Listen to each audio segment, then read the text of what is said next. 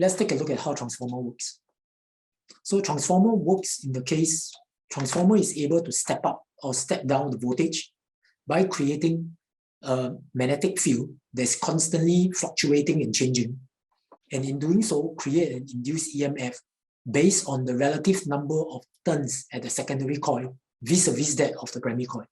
So let's take a look at some of the mathematical expression.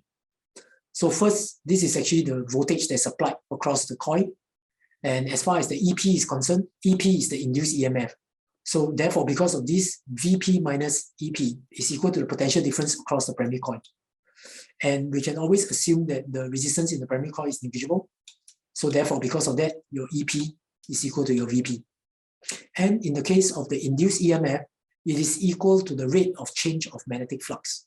It is equal to the rate of change of magnetic flux that is derived by the number of turns multiplied by the magnetic flux in the ion core.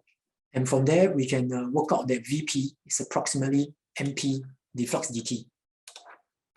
So let's take a look at the secondary coil. The voltage output is now equal to the induced EMF that's produced subtract by the potential difference across the secondary coil. In the same vein, we'll be assuming that the secondary coil's resistance is negligible. And for the induced EMF at the secondary coil, it will also work out to be the number of turns at the secondary coil multiplied by the rate of change of magnetic flux in the secondary coil. So using this expression and the earlier expression here, we could divide them. The Vs Vp will now be equal to Ns divided by Mp, and Ns divided by Mp is termed as the turn ratio. Let's now take a look at the formula that you need to use in the exam. As per earlier explained, this is the current flow in the primary coil. This is the voltage applied to the primary coil. This is the current flow to the current flow in the secondary coil, the voltage, the output voltage at the secondary coil. So the turn ratio is Ns over Mp. And if it's less than 1, it's step down because you realize that the output voltage will be lower than the input voltage.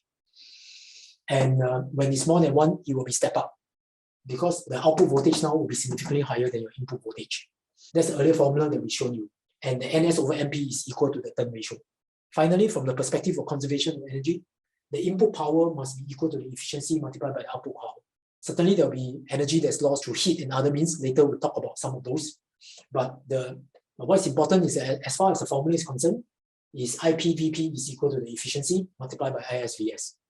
However, if your transformer is ideal, which means that your efficiency is 100%, then your VSVP is equal to NSMP, which happens to be equal to IPIS. Since in this case, IPVP, if N is 100%, it will be equal to ISVS. Finally, to wrap it up, is that you will typically use the step-up transformer and a power generator. The reason is because you will step up the output voltage, which means VS become larger. If VS become larger, then your IS will drop, which means that a smaller IS means that there's actually less power loss when you're transmitting the AC current through long wires to your household. Okay? So the power loss will be minimized because that will be I squared R, all right? So that is the reason why typically they will step up, then they will transmit. They will then use a step-down transformer to step it down before the AC current is actually piped into the household. So let us now take a look at some of the power loss in practical transformer. The first one is certainly in the resistance of the primary and secondary coil. The second part is the eddy current that could be generated in the ion core, which actually concentrates all the fluctuating magnetic flux. And finally, some flux leakage is inevitable.